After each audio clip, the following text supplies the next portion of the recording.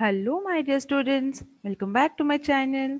Today in this video we are going to learn an English chapter of class 9. All stories are Anansis and it's written by Harold Corlando. So let's begin with the chapter and see what is this story about. But before that, students, if you're viewing my video for the first time, do subscribe my channel and hit the bell icon so that you get the notifications of my all the upcoming videos. Do watch the video till end, and if you like it, hit the like button and share with your friends. And yes, students, we're also coming up with Hindi lesson explanation and question answers of standard 10 currently, and will be coming soon with the ninth standard Hindi explanation also. So do subscribe the channel first classes. The link will be shared in the description box wherein you can click and see the videos of standard 10th Hindi question answers. Share with your friends, and soon we'll be uploading the ninth standard Hindi videos also. So students, do subscribe the channel and get the benefits to the fullest. So moving on to the chapter, all the stories are Anansi's. Let us see about the author first. So Harold Corlander, he was from September 18, 1908 till March 15, 1996. He was an American novelist, he was a folklorist and anthropologist, and he was expert in the study of Haitian life and the author of 35 books and plays and numerous scholarly articles. Corlander specialized in the study of African, Caribbean, Afro-American, and American Indian cultures. So he was an all-rounder. He was such a specialized person. He took a special interest in oral literature, cults, and Afro American cultural connections with Africa. Okay, so though he was an American, he also had his cultural connections with Africa with the help of his studies, and he was author of many books where he has written books and plays which belong to many other countries also, especially the Africans. So this was about the brief history about the author. So let's move on to the chapter, to the story. So this chapter or this story, you can say, students, is filled with the number of animal characters. So the names here are difficult to pronounce. So here we will be helping you out to how to pronounce the name and what are those characters here actually. So these are little bit like African names. So we are first going to discuss the characters. We'll see it and then we are going to proceed into the story. Okay, so the name which are to be pronounced are first one is Niame. He is the sky god in this story. Then Moboro is the hornets, like a fly, a kind of house fly or an insect. Then we have Onini, he is the great python. Okay, python. Then we have Osabo is the leopard, and we have calabash. It's a large fruit that is dried and made into a bowl or a cup.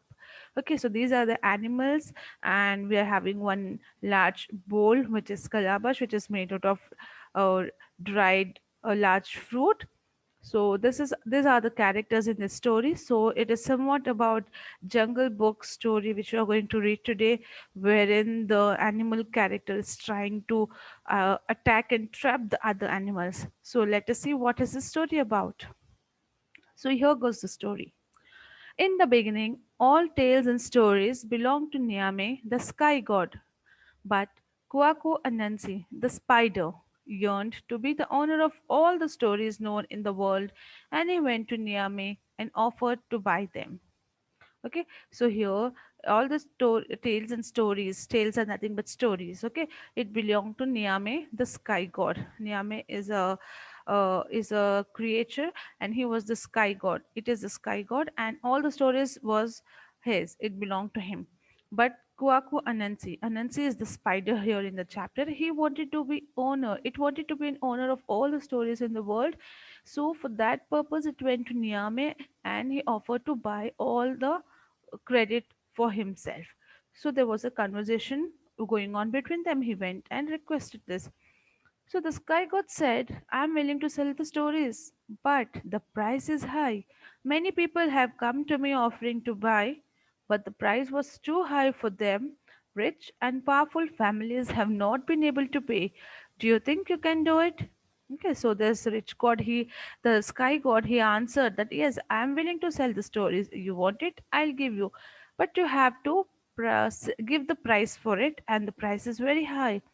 And he says that also many of the people, they came to me to offer a good lump sum of price for it, but they were not able to because it was very high price which I set them. They were very rich and poor, from powerful families, but even then they were not able to pay the price. So do you think you can do it, Anansi? So Anansi replied to Sky God, I can do it. What is the price? Okay, he so confidently it said, what is the price? Then my price is three things, the sky god said.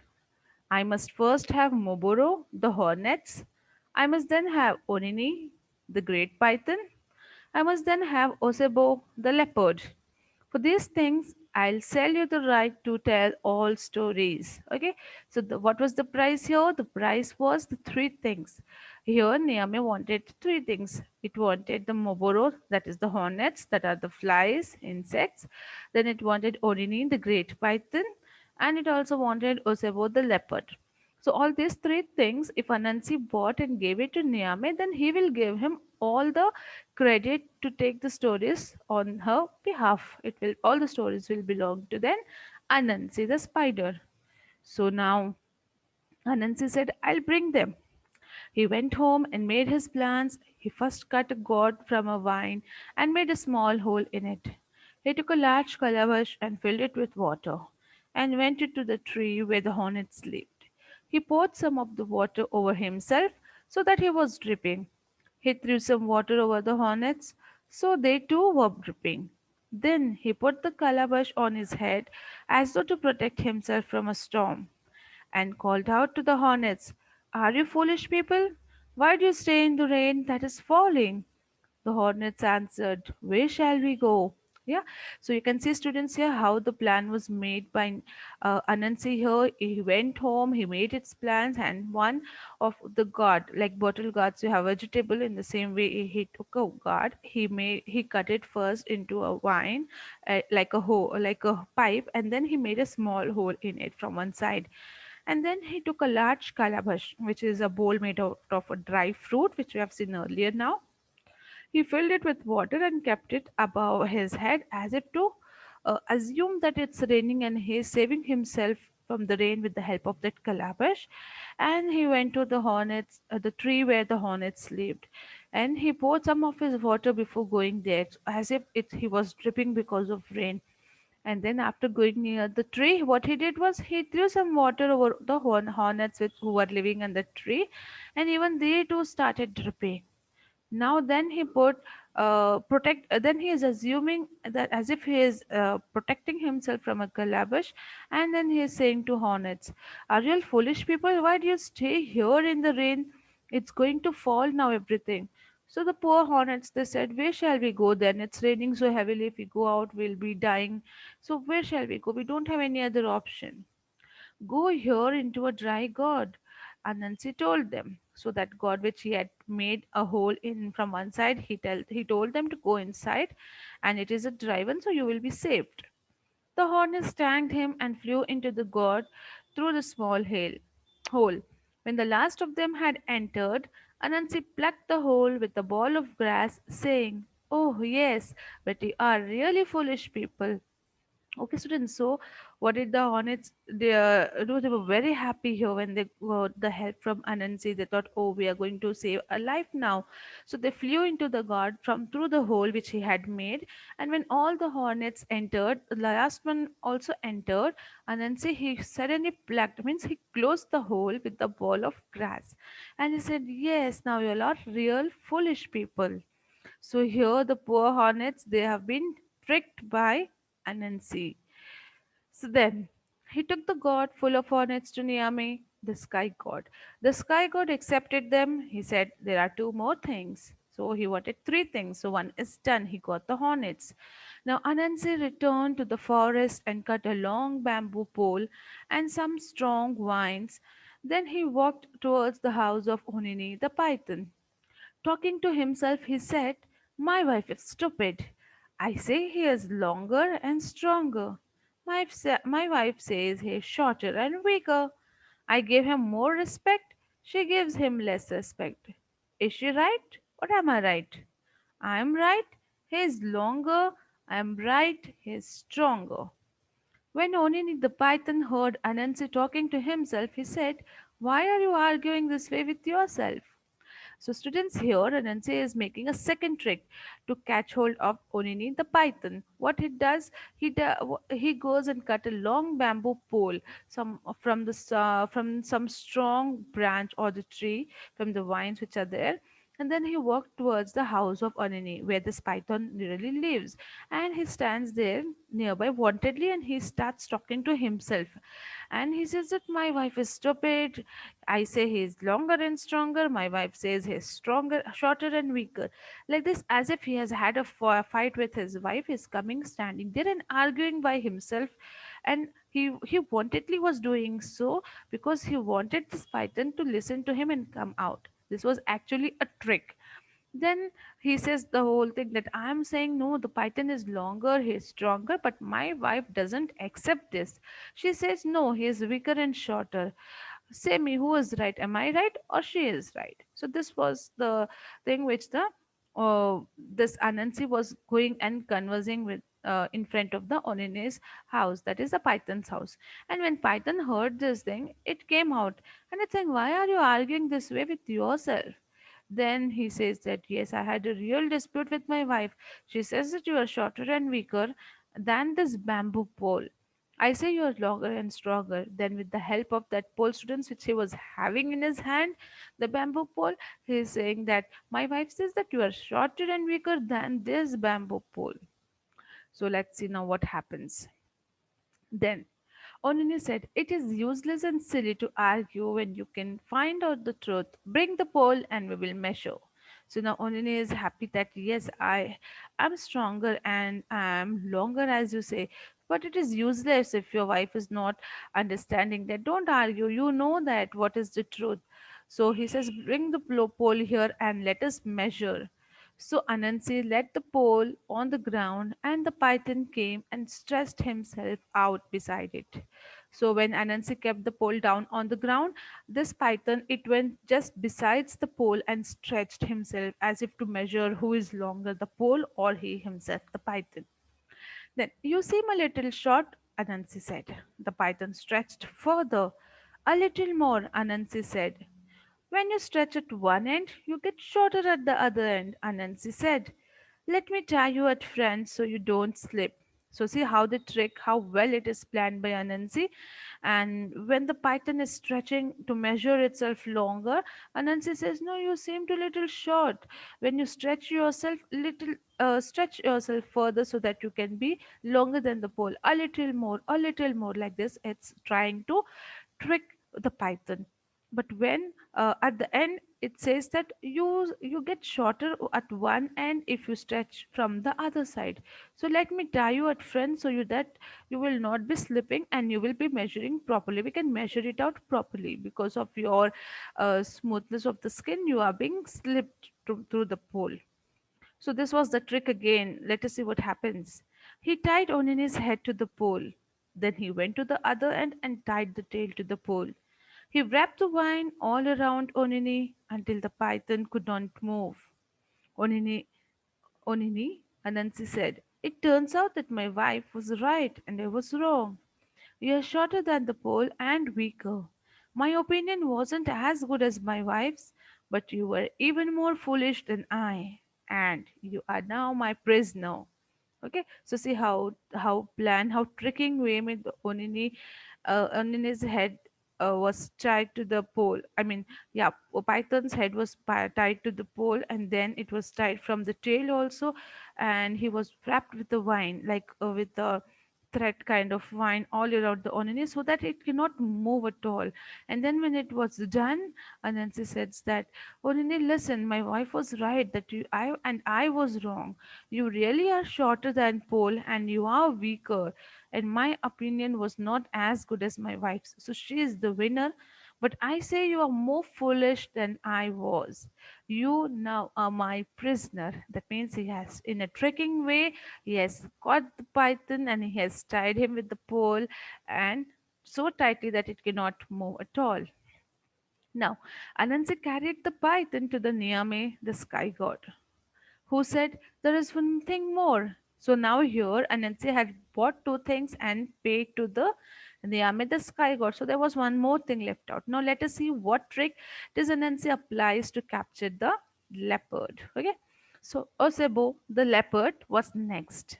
Anansi went into the forest and dug a deep pit where the leopard was accustomed to walk.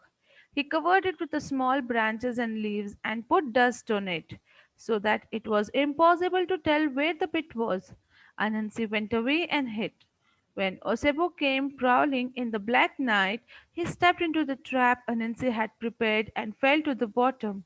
Anansi heard the sound of the leopard falling and he said, "Ah, Osebo, you are half foolish." So, students, now, so intelligently and tricking way, the Osebo, the leopard, was brought under the trap by Anansi. What did Anansi do? It dug a deep pit under the on the ground where usually the leopard used to walk, and he covered it with the leaves and the bushes so that he is not able to see the pit, and he hid himself. And when it was black night, this Osebo came out and he fell into in the pit and went to the bottom. And when Anansi heard the sound of the leopard falling, he said, "Ah, Osebo, you are half foolish that you have got trapped in my trick." Now, when morning came, Anansi went to the pit and saw the leopard there. "Osebo," he asked, "what are you doing in this hole?" "I have fallen into a trap," Osebo said. "Help me out." "I would gladly help you," Anansi said, "but I'm sure that if I bring you out, I will have no thanks for it. You will get hungry, and later on you will be wanting to eat me and my children." See how well Anansi is tricking again. Next morning, it came to the pit and saw the leopard and asked to him so sympathetically that, "Why, what are you doing here in this hole?"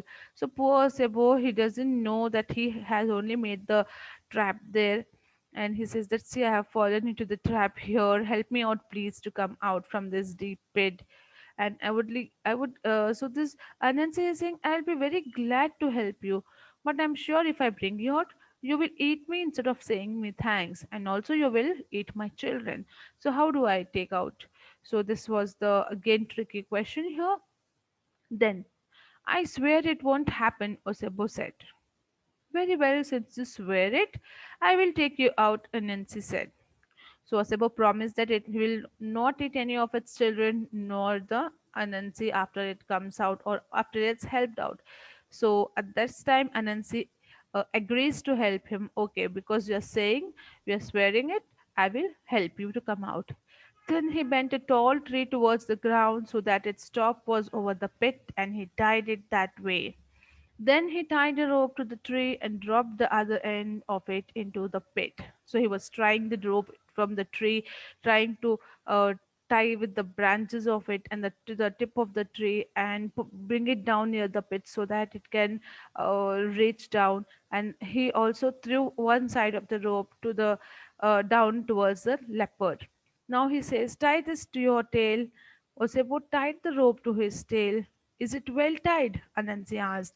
"Yes, it is well tied," the leopard said. "In that case," Anansi said, "you are not merely half foolish, you are all foolish." See how well he is tricking, and he's saying to tie it in his tail towards his tail also. So now leopard, because it wanted to come out, he thought that Anansi is helping him. It tied it to its tail, and now he's confirming. Anansi is confirming that, "Have you tied the rope properly? Is it well tied?" The leopard said, "Yes, it is well tied." And then Anansi says, "In that case, you are not half foolish, but you are all foolish." And then, and he took his knife and cut the other rope, the one that held the tree board to the ground. The tree straightened up with a snap, pulling Osebo out of the hole. He hung in the air, head downward, twisting and turning. And while he hung this way, Anansi killed him with his weapons. Okay, so now the leopard was in the trap in the hands of Anansi because he cut the rope and the tree straightened again. And along with that, even the tail which was tied in the rope and the upper branch of the tree was straightened, and the leopard was hanging himself. He was hanging in the air, head downward, and he was twisting and turning. And this is how Anansi killed him with his weapons. Now, then he took the body of the leopard and carried it to Niamey, the sky god, saying, "Here is the third thing. Now I have paid the price." So now all the three things which Niamey wanted by Anansi was given to him. Now he wanted to have all the credit of the stories to himself. Now Niamey said to him, "Kuwako Anansi, great warriors and chiefs have tried, but they have been unable to do it. You have done it. Therefore, I'll give you the stories. From this day onward, all stories belong to you. Whenever a man tells a story, he must acknowledge that it is Anansi's tale." Okay, so from that day onwards, all the stories which were said, which belonged to Niame at first, now it belong to Kuwako Anansi. And he also says, Niame says that Kuwako Anansi, there were so many great warriors and chiefs and ministers and powerful people who have tried to do this, but they were unable to do it. But you have done that work, and it's great. And therefore, I'll give you the all my stories as your to your credit. And from this day onwards, whatever stories the man is saying in the world will be acknowledging that it is Anansi's tale. Means they will be giving the credit to Anansi, that this belonged to Anansi. In this way, Anansi the spider became the owner of all the stories that are told to Anansi. All these tales belong. So from that day onwards, all the story you read belongs to Anansi the spider. He is the owner of all the stories. So that is why even this story is named after Anansi's. All stories are Anansi's. Okay. So, students, with this, we come to an end with this chapter. I hope it was clear. You enjoyed reading this story. I hope this video was also helpful for you. And thank you for watching my video so patiently. We'll be back soon with some other videos and with the question answers of this chapter. Till then, thank you.